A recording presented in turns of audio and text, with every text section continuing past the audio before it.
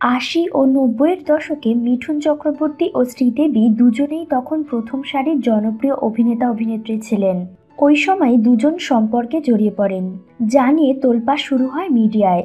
মূলত জাগ উঠা ইনসান সিনেমায় একসঙ্গে কাজ করতে গিয়ে বলিউডের সুদর্শন নায়ক মিঠুনের সাথে প্রেম হয় শ্রীদেবীর।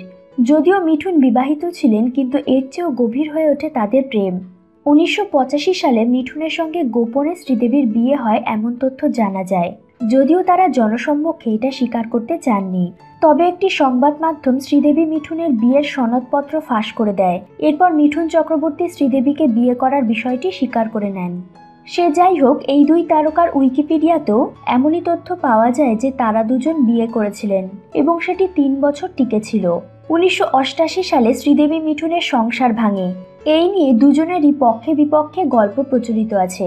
শ্রীদেবীর বিপক্ষে প্রচলিত গল্পটি এরকম: শ্রীদেবী মিঠুনের বিয়ের পর বলিউডের চলচ্চিত্র প্রযোজক বনি কাপুরের সঙ্গে শ্রীদেবীর পরকীয়ার বিষয়টি টের পেয়ে যান মিঠুন। তখন তিনি বিচ্ছেদের সিদ্ধান্ত নেন বলেই শোনা যায়।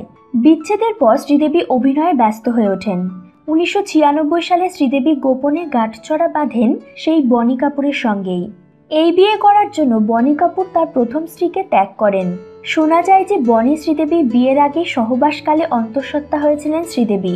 ফলে বিয়ের কয়েক মাস পরেই জন্ম হয় তাদের প্রথম সন্তান জাহ্নবীর। বনি শ্রীদেবীর আরেক সন্তান হলো খুশি। আবার বিচ্ছেদ নিয়ে মিঠুন চক্রবর্তীর বিপক্ষে প্রচলিত গল্পটি এরকম: শ্রীদেবী মিঠুনের বিয়ের পর যখন বনি কাপুরের সঙ্গে শ্রীদেবীর সম্পর্ক নিয়ে মিঠুন প্রশ্ন তোলেন, তখন শ্রীদেবী বনি কাপুরের হাতে রাখি বেঁধে মিঠুনকে বোঝান যে তিনি শুধুই মিঠুনের। অপরদিকে মিঠুন বিয়ের আগে প্রতিশ্রুতি করেছিলেন যে তিনি আগের স্ত্রীকে তালাক দেবেন।